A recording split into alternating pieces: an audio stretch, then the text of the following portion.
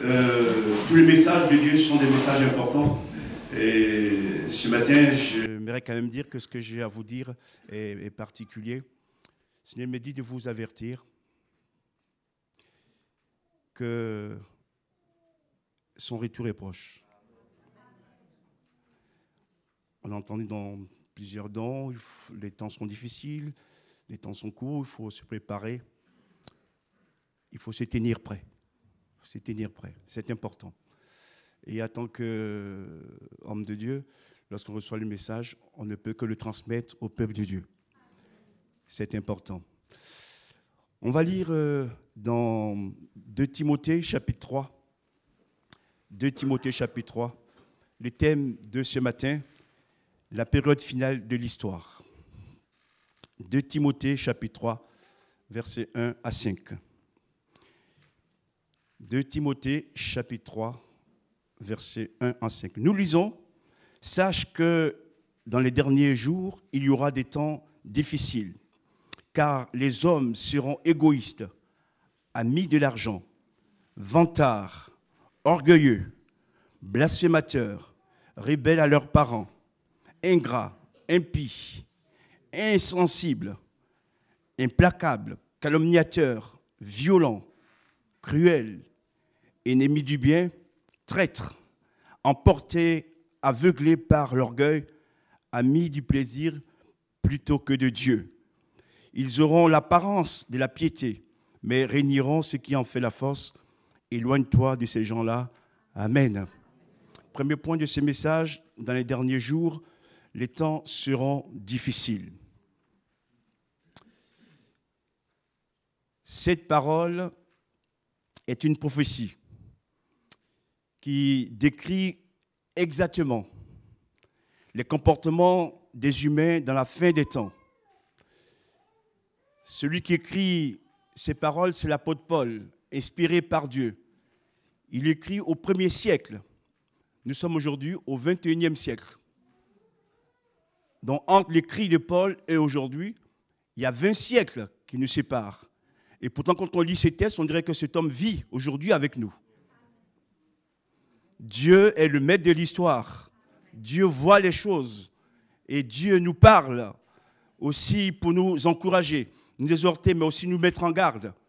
Le passé, il le connaît. Le présent, il le connaît. L'avenir, il le connaît. J'aimerais dire ceci plus particulièrement. Ton passé, Dieu le connaît. Ton présent, Dieu le connaît. Et ton avenir, Dieu le connaît aussi. Regardez ces descriptions de notre société. Il dit d'abord, premièrement, que les hommes seront égoïstes. On a tendance à ramener tout à soi, tout à son propre intérêt, à sa propre imagination.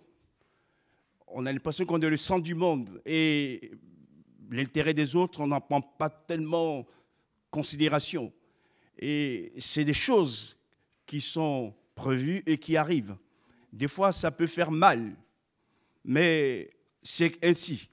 Et ce que Dieu nous demande, nous, de faire, c'est de ne pas ressembler à ces personnes. On doit prendre position aussi. On n'est pas le centre du monde. Le centre du monde, c'est Dieu. C'est Jésus. Alléluia. Parce que tout ici-bas passera un jour. Mais sa parole ne passera pas. Dieu demeure éternellement. Que son nom soit béni. Alors si cela vous arrive dans votre vie de vivre ces expériences avec ces personnes, ne soyez pas étonnés. C'est écrit. C'est écrit. Priez pour elles, pour que Dieu les bénisse. Mais j'aimerais attirer votre attention, frères et sœurs, c'est que cette parole, quand on la lit, on dit, mais c'est le monde qui est décrit. Oui, c'est vrai. Mais il écrit aussi aux chrétiens. D'accord ? Oui. Il écrit même d'abord aux chrétiens, avant de parler des inconvertis. Que nous soyons sur nos gardes. Deuxièmement, amis de l'argent ou avis d'argent. L'argent n'est pas mauvais en soi, hein. Soyons clairs là-dessus, on en a besoin. Mais certaines personnes placent l'argent en premier dans leur vie, dans leur cœur. et ils sont prêts à tout pour s'enrichir, quitte à laisser des cadavres sur leur route.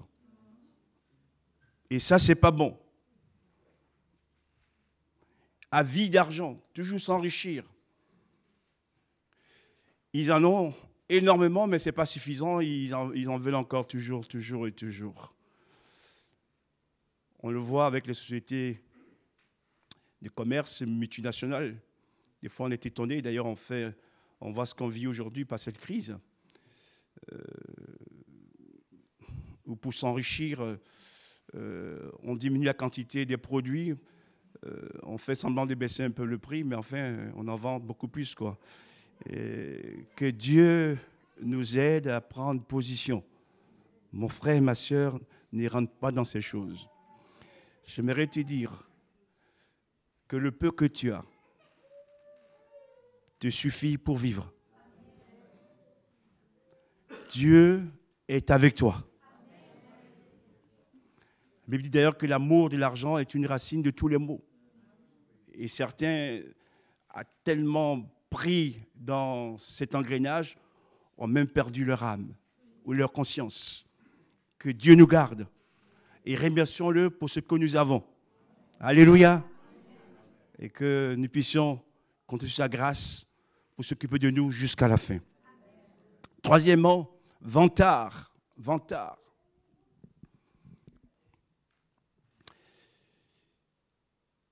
Il y a des gens qui sont riches, mais qui vivent comme des pauvres, qui ne le disent pas.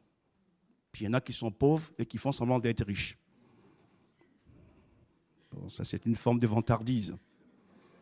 Voilà.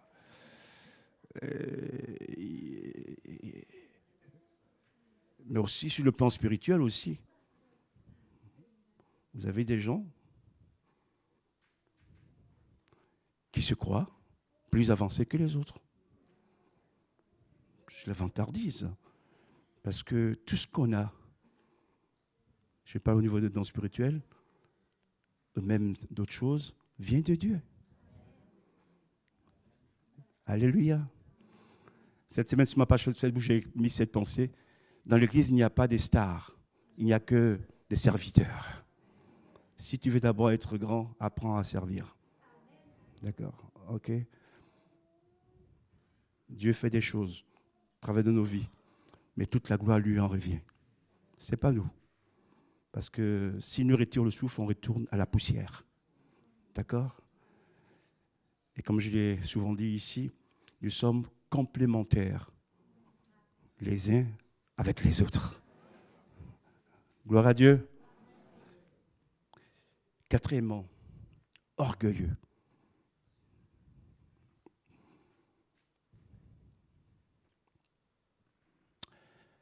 Ah, Jésus. Une fois à l'école biblique, un jeune étudiant avait été chargé de la prédication. Et puis avant la prédication, il dit ceci. Seigneur, je te loue de ce que dans la classe des étudiants, je suis le plus humble. Vous avez compris. Ah, Seigneur Jésus, on a compris la leçon. C'est ce qu'on appelle une fausse humilité. Il est rempli d'orgueil. Mais l'orgueil, ce n'est pas que les autres. On est tous exposés à l'orgueil. Et même parfois, c'est une bénédiction que Dieu nous accorde, frères et sœurs. Au lieu de veiller, ah, j'ai eu ma bénédiction. Et on se laisse aller. Jusqu'au jour où l'ennemi vient nous donner un bon coup. Ah, Seigneur, pardonne-moi. Même dans nos bénédictions, restons toujours humbles.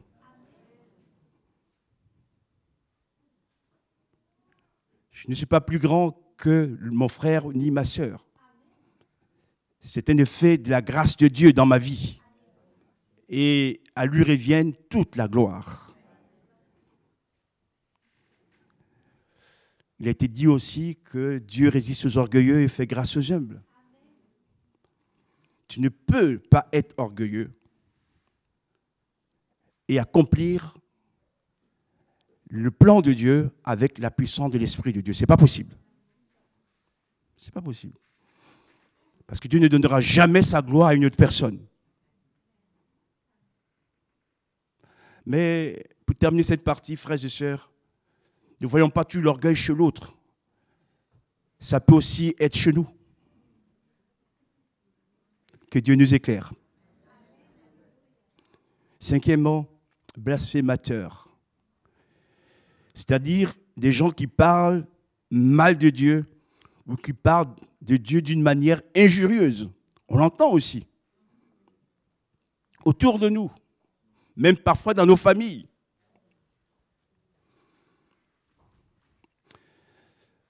Bon, quand on entend ces choses, ne sautons pas le paix, frères et sœurs. Ne coupons pas les oreilles. Prions, prions. Dieu fait grâce. Prions. Ce n'est pas toujours évident d'entendre des gens dire du mal de Dieu avec des propos injurieux. Ça peut faire mal, je vous comprends. Mais Dieu le sait lui-même. Et ne soyez pas étonnés que le monde, au lieu de se tourner vers Dieu, certaines personnes, au contraire, sont dans ces paroles blasphématoires. Blasphématoires. C'est écrit aussi. Sixièmement, rebelles à leurs parents. Pour vous qui avez des enfants, vous avez bien éduqués, qui sont soumis, qui vous obéissent et qui ont réussi même, merci Seigneur. Mais certains parents ont des enfants qui sont devenus difficiles. Il ne faut pas leur jeter la pierre absolument non plus. Mais c'est le temps de la fin. Les enfants deviennent rebelles à leurs parents. Et des fois, je pense à cette image, pour ceux qui aiment les chats. Le mignon chat est devenu un tigre. Eh oui, eh oui. Donc, nous ne sommes pas étonnés de ce que nous voyons, ce qui se passe dans le monde, ce qui arrive. Et que Dieu nous aide, au contraire, à être une église qui intercède pour ces personnes, afin que leur vie soit changée. Amen. Cette histoire que je vous raconte, c'était donc un jeune homme qui avait donc des parents qui étaient encore en vie et qui voulait toucher l'héritage un peu plus tôt. Et qu'est-ce qu'il a trouvé de bon? Dans son imagination, l'ennemi l'a influencé et même séduit. Il est allé trafiquer le moteur de la voiture de ses parents.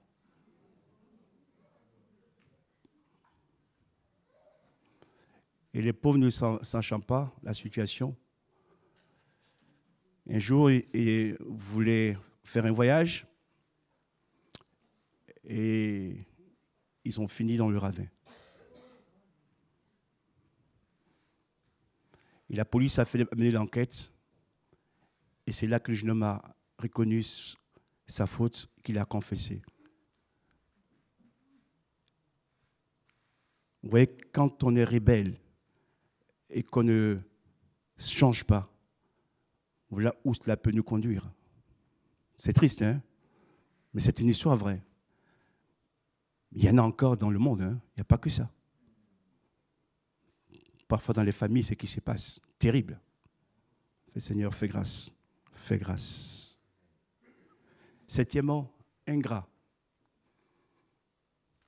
Quelqu'un a prié, a parlé de gratitude. Nous devons être d'abord, premièrement, reconnaissants à Dieu pour sa bonté de nous avoir sauvés,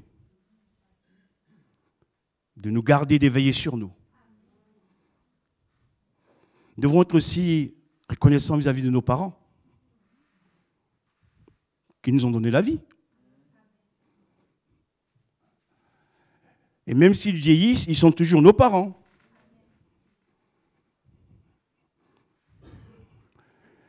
Si tu as 70 ans et que ta maman a 95 ans, elle est toujours ta maman et tu es sous ses ordres. D'accord? Non, je le dis avec beaucoup d'humour, mais on a besoin d'honorer nos parents.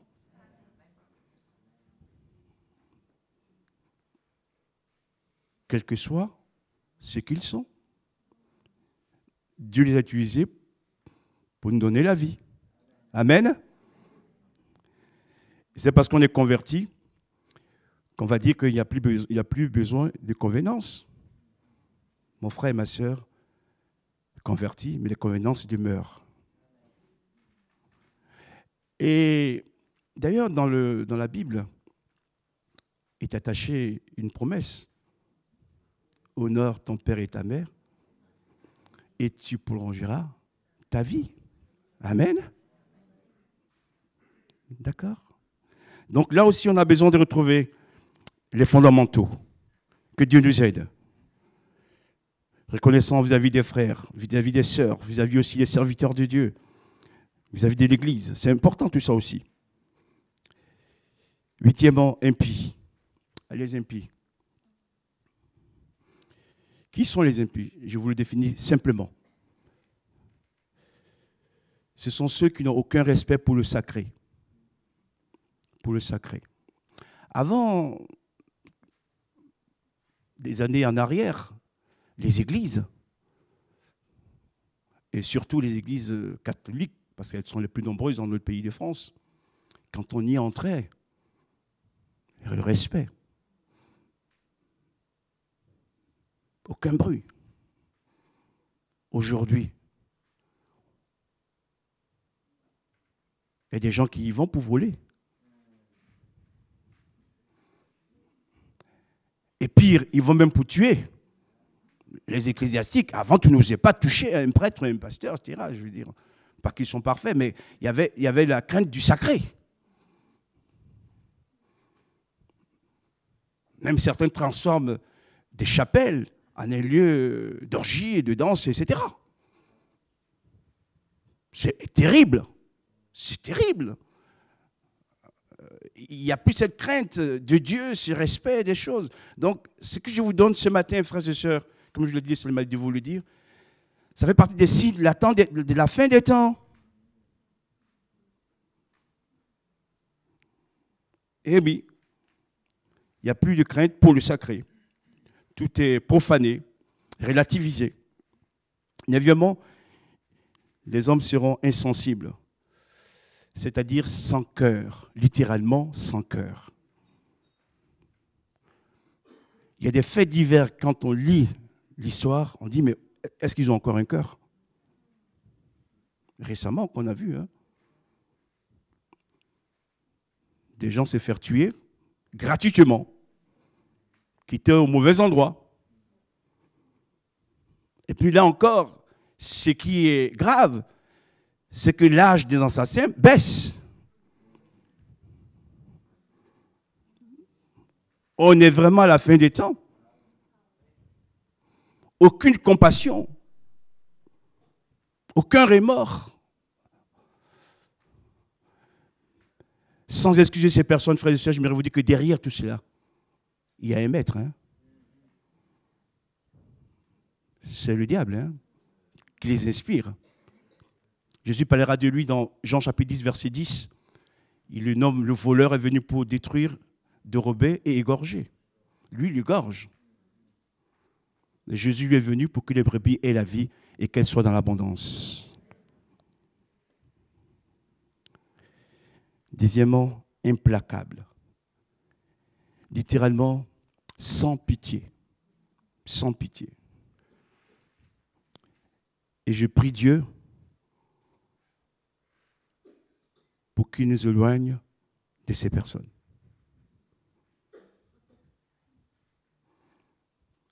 Mais que nous prions pour elles.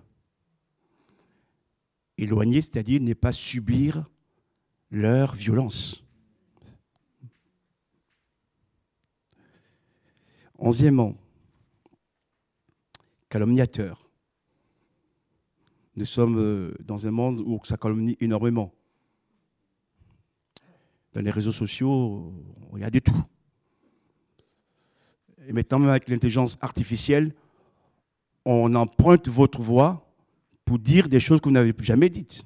C'est grave, ça. Mais enfin, c'est prévu. 12e, violent. Nous sommes dans une société de violence. De violence. Et à tous les niveaux. Je passe. 13e, cruel. Mais il s'agit des hommes que Dieu a créés quand même. Qu'est-ce qui se passe? Qu'est-ce qui se passe pour que l'homme soit arrivé là? 14e, ennemi du bien. Donc, ils aiment le mal. Le bien, la bonté, la vérité, la pureté, ce n'est pas leur affaire. Et le sang coule, mais on n'a plus de conscience, quoi, je veux dire. Et on enfonce les gens sans cesse. Jésus. Si ces gens sont ennemis du bien, frères et sœurs, soyons ennemis du mal. D'accord? Et aimons le bien. Traître. À la chapeau. Hein. Nous sommes dans une société où les hommes sont prêts à toutes les trahisons pour que leur intérêt soit préservé. On noue des relations ambiguës avec des gens pour qu'on puisse gagner quelque chose. Les amis sont trahis, les parents sont trahis, les frères et les sœurs sont parfois trahis. On se dit, mais dis donc, on a vécu ensemble quand même ou pas? Mais oui, la vie c'est comme ça. Emportés par leur passion. C'est des hommes qui ont des passions qui sont dans leur âme et qui sont emportés par ces passions. Il n'y a pas de limite. Tout est sans limite. Voilà. On fait tout. Tout ce qui passe par la tête, on le fait. Voilà. On est emporté par le mal. Ils sont également aveuglés par l'orgueil. Là, c'est quand même différent de le mot orgueil que j'ai cité au début. Il est dit, ils sont aveuglés. L'orgueil peut nous aveugler. Ou l'orgueil aveugle. Donc on ne voit plus les choses de la bonne manière à cause de notre orgueil. Et le premier qui a été ainsi, c'est Satan lui-même. Au départ, il s'appelait l'ange de lumière. Il était le bras droit de Dieu. Mais il était tellement orgueilleux que l'orgueil l'a aveuglé. Et qu'est-ce qu'il a voulu faire? Prendre la place de Dieu. Et il a chuté. Quand l'orgueil nous aveugle, la chute nous attend, frères et sœurs. Que Dieu nous en garde. Amis du plaisir ou aimant le plaisir plus que Dieu. Dieu passe en second. Et j'aimerais le dire aussi pour l'Église. Et je me mets dans le lot, frères et sœurs. Quelles que soient les raisons, ne laissons jamais passer nos plaisirs avant Dieu. Parce que la joie que Dieu nous donne sera plus grande que nos plaisirs. Et des fois, on est omnibulé ou séduit par des plaisirs éphémères. Et après, c'est la chute terrible. D'ailleurs, les premiers hommes, qu'est-ce qui s'est passé? Ils ont convoité, ils ont voulu se faire plaisir, et ce fut la chute. Et en chutant, ils perdent la joie, ils perdent l'esprit de Dieu également, la connexion. Seigneur, dans ces temps de la fin, où les choses sont subtiles, où l'ennemi est rusé, garde-nous de tomber dans ces faux plaisirs. Nous voulons te servir, toi, le premier, et faire ta volonté. Jésus dira d'ailleurs dans Matthieu 6, verset 33, « Cherchez premièrement le royaume des cieux et sa justice, et toutes choses vous seront données par-dessus tout. » Frères et sœurs, le vrai bonheur, il n'y a qu'un seul qui le donne, il s'appelle Jésus.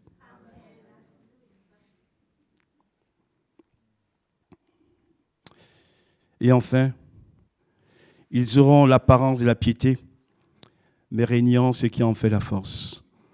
Et là, ça nous interpelle à nous chrétiens. Les apparences. Les apparences. Le monde aime les apparences. Il ne faut pas qu'il en soit ainsi dans l'Église. L'apparence. D'être rempli, d'être spirituel. Alors qu'au fond, on réunit ce qui en fait la force. Parce qu'on n'obéit pas à la parole de Dieu, à l'Esprit de Dieu. Frères et sœurs, ce qui est grave, c'est que toutes ces apparences, un jour, seront découvertes. Parce que rien n'est caché aux yeux de Dieu. Dieu est lumière.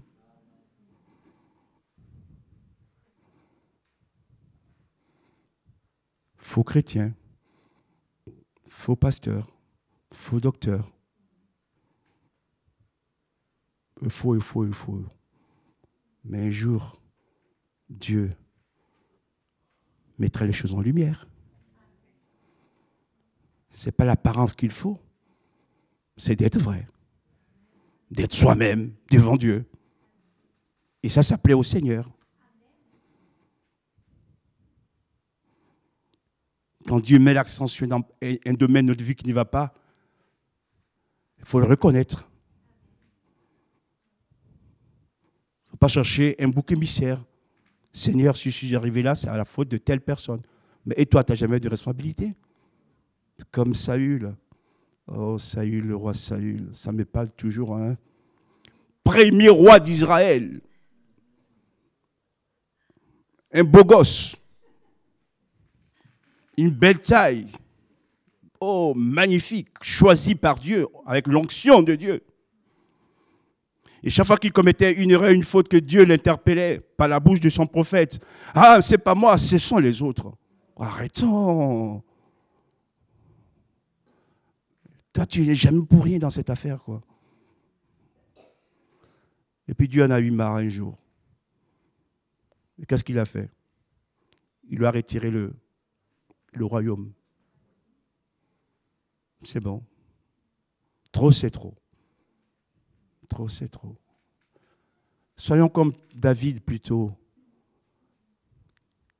qui a commis des fautes même beaucoup plus graves que Saül. Même s'il a eu le temps à le reconnaître, quand Nathan lui dit c'est lui qui a fait le mal, il le reconnaît. Il a écrit le psaume 51 pour confesser sa faute. Même roi, tu peux pécher. Donc, quand Dieu te fait, Dieu te dévoile ou te pose des questions, reconnais-le et confesse-le. Gloire à Dieu. Et là, je voudrais vraiment dire à quelques-uns au milieu de nous ce matin. Dieu est amour. Je suis d'accord avec vous, frères et sœurs. Mais dans certains faits ou événements, ce n'est pas que l'amour seulement qui agit. C'est aussi la vérité. D'accord? Que dit Jésus dans Jean chapitre 4, verset 6? Je suis le chemin, la vérité et la vie. Et dans Jean chapitre 8, verset 32, il dira ceci: vous connaîtrez la vérité et la vérité vous affranchira. J'ai reçu donc des personnes dans mon bureau cette semaine. On a parlé de certaines choses et ils sont parlé dans la vérité aussi. Et ça a créé une atmosphère des libertés et des concordes. Et j'aurais dit, c'est ça. On peut s'aimer, mais si on a fauté, il faut le reconnaître, demander pardon et se repentir, et après on répare. Qu'est-ce qui nous a franchis dans ce texte? Ce n'est pas l'amour, c'est la vérité. D'accord? Mais l'amour, comme la vérité, c'est qui? C'est Jésus. Gloire à Dieu.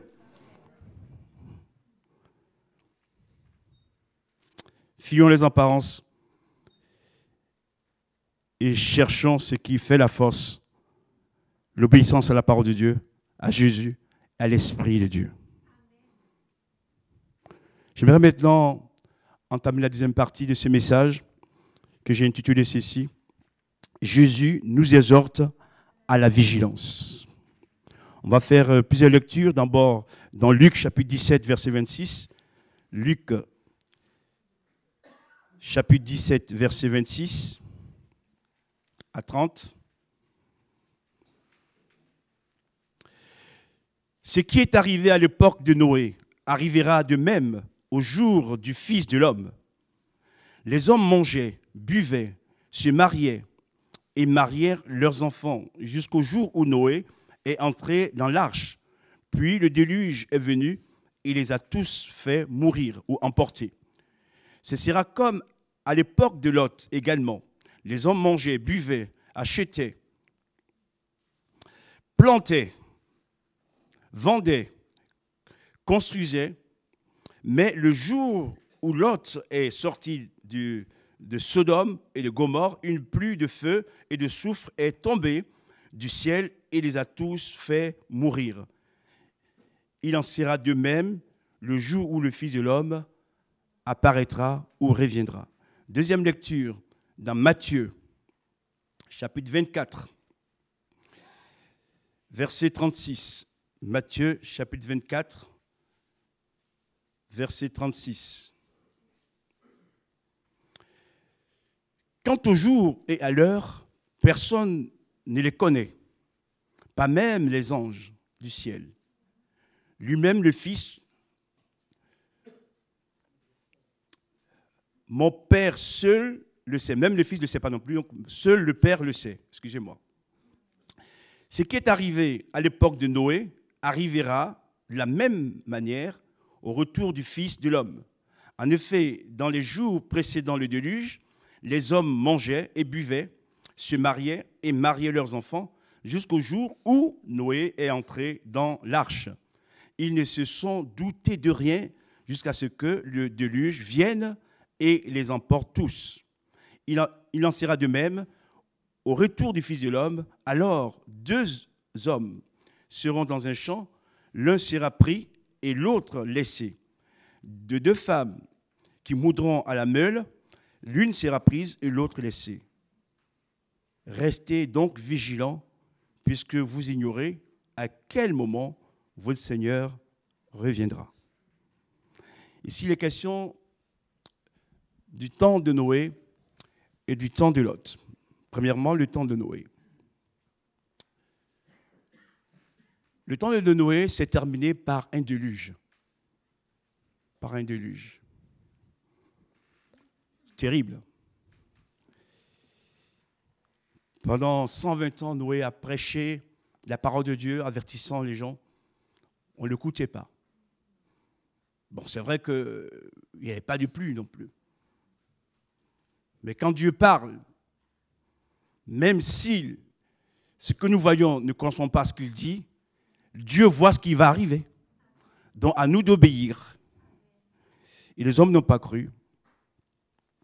Donc seul Noé et sa famille sont sauvés. Les autres vont tous périr. Donc il y a déjà un précédent dans l'histoire. Dieu veut sauver tous les hommes à condition qu'on se répande et qu'on accepte sa parole. Amen. Les hommes mangeaient et buvaient, se mariaient et mariaient leurs enfants. Je voudrais vous rassurer. Le texte ne parle pas contre le mariage. Car celui qui a précédé le mariage, le premier mariage, s'appelle Dieu. Dieu est pour le mariage. Mais c'est ce qu'on en fait qui n'est pas d'accord. Ici, ça parle de quoi? Ça parle du plaisir que l'homme en tire pour lui-même. Et ça ne plaît pas à Dieu. On ne fait pas les choses selon Dieu. Et on ne laisse pas Dieu en premier. Finalement, c'est le plaisir qui passe avant Dieu. C'est ce qui ici est condamné. Et il est dit, ils ne se doutèrent de rien jusqu'à ce que le déluge vint et les emporta tous.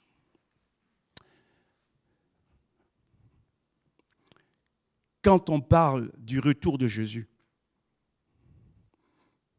même parfois dans l'Église, certains disent, on a encore le temps. Le monde alors ne croit pas du tout On peut les comprendre. Mon frère, ce que Dieu a dit au temps de Noé s'est réalisé. C'est que ce qu'il dit du retour de son fils va se réaliser aussi. Que tu doutes ou que tu crois, ce que Dieu a dit va s'accomplir. Vaut mieux croire quand même. Hein? Vaut mieux croire que de douter. D'accord? C'est un temps qui est très mélangé. Et l'ennemi veut s'en servir pour nous séduire et nous tromper. Soyons clairvoyants. Et que l'Esprit de Dieu nous éclaire aussi pour prendre les bonnes dispositions et les bonnes positions. Deuxièmement, le temps de Lot va aussi se terminer par une pluie de feu et de soufre. Là, c'est plus l'eau. On parlait de l'arc-en-ciel aussi, là, que Dieu nous aime. C'est un signe. Et là, dans le temps de Lot, ça se termine par une pluie de feu sur Sodome et Gomorrhe. Sodome et Gomorrhe. Il est dit que les hommes, en plus de se marier ou marier leurs enfants, ils achetaient. Ça vous dit rien? Le commerce aujourd'hui, mondial, tout est pour le commerce. Mais on se demande, mais où est l'homme dans tout ça, quoi? Plus on fait les affaires, moins les hommes ont de l'argent pour eux acheter et manger, mais tant pis qu'ils meurent, quoi. Voilà. Donc l'argent, le commerce, l'économie qui passe en premier, au détriment de l'homme. Dieu, quand il a créé le paradis terrestre, il a placé l'homme au centre pour le guider, le gouverner. Aujourd'hui, l'homme est écrasé un peu partout, au nom de Mammon. Il dira aussi, il vendait, acheter et vendre. Il dira également, il plantait. Donc ils ont tous des plans d'avenir, etc., grands. Et puis voilà, quoi.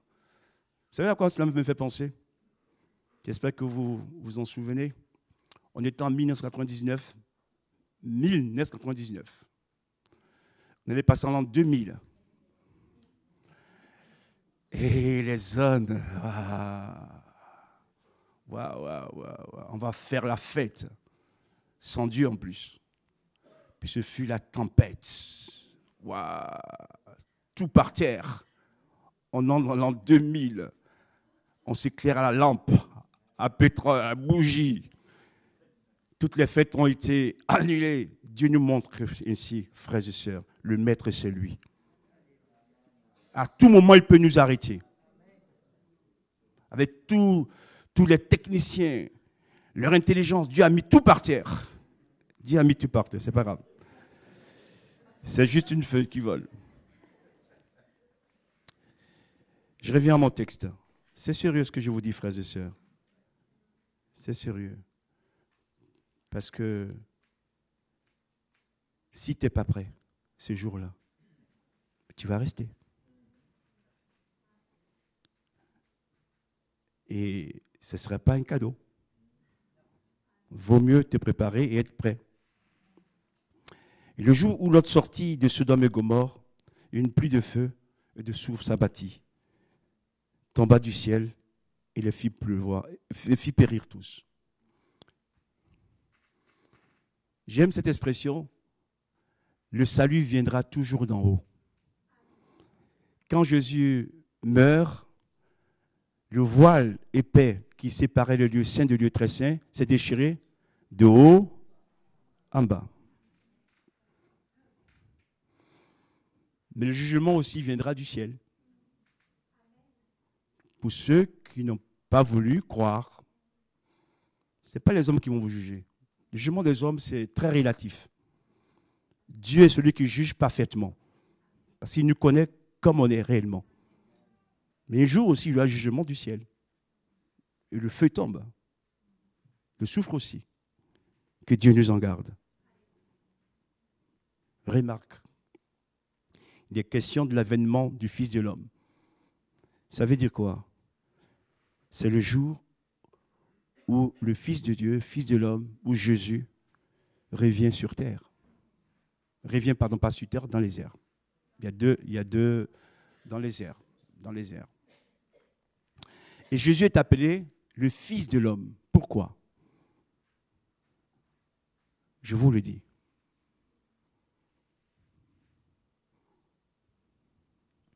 Après sa mort et sa résurrection, il est ressuscité comme un homme glorieux. Mais il y avait encore les traces sur son corps. Et c'est ce même Jésus, Fils de l'homme, marqué par les marques de coups sur son corps, qui revient chercher l'Église. Amen.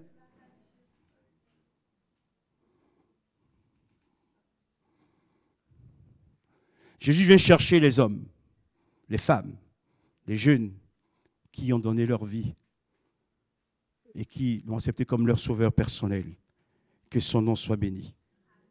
Troisièmement, je termine, les temps actuels ressemblent au temps de Noé et de Lot, en plus des guerres.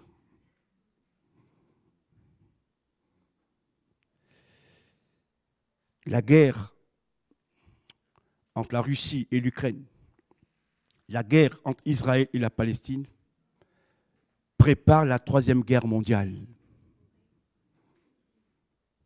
Tout se met en place. Tout se met en place. Je n'ai pas eu le temps de vous en parler maintenant aussi.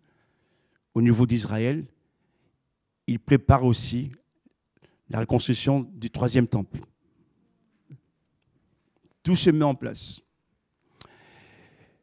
Et vous voyez que même si la guerre de Russie et de l'Ukraine a été la première dans ces temps actuels, la guerre dont on parle beaucoup le plus, c'est celle d'Israël, la Palestine. Et il y a des raisons. Israël est l'horloge du monde. Je rentre pas dans les détails. Frères et sœurs, tout est mis en place pour que Jésus revienne bientôt. Soyons prêts et sur nos gardes. Je termine, conclusion. Matthieu chapitre 21, verset 28. Quand ces choses commenceront à arriver, redressez-vous et levez vos têtes, car votre délivrance est proche. Redressez-vous. Redressons-nous, frères et sœurs.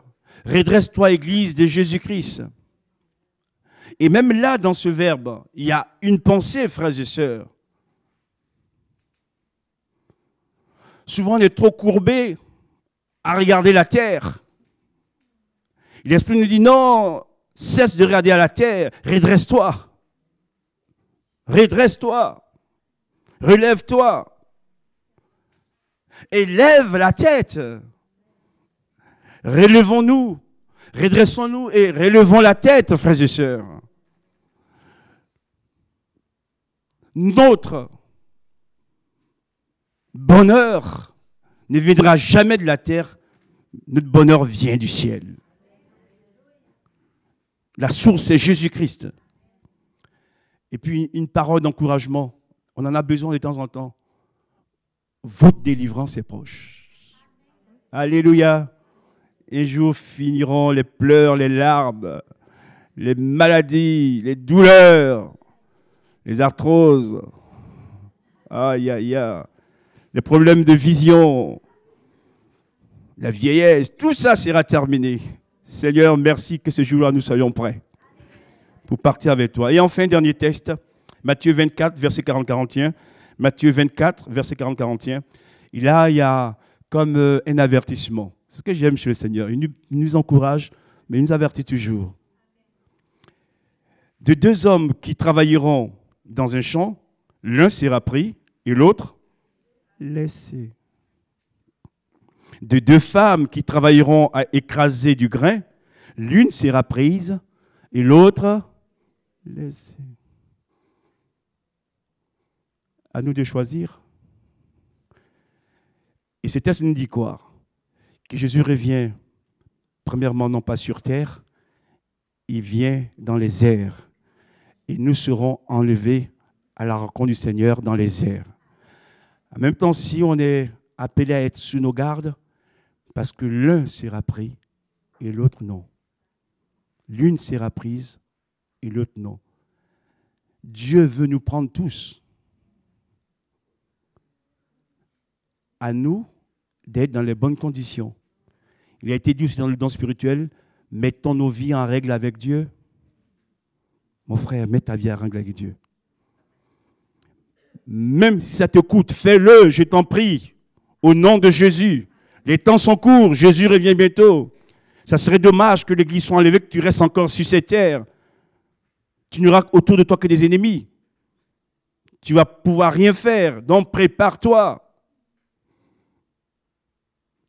Seigneur, Jésus, éclaire-nous. Je termine avec de l'humour. Toutes nos belles maisons, nos belles voitures, nos beaux costumes, nos belles robes, nos bons parfums vont rester ici. Que Dieu vous bénisse, que Dieu nous bénisse ensemble. À lui soit la gloire, au nom de Jésus. Amen. Gloire à Jésus. Alléluia. Merci pour ta parole, cet enseignement de ce matin. Je suis conscient que c'est toi seul qui peux l'appliquer dans les cœurs. Nous voulons, Seigneur, écouter ta voix, obéir à ta parole. Merci de nous rappeler ces temps de la fin, ces signes dans lesquels nous sommes, pour que nous puissions nous attacher à ta parole, nous préparer à te rencontrer.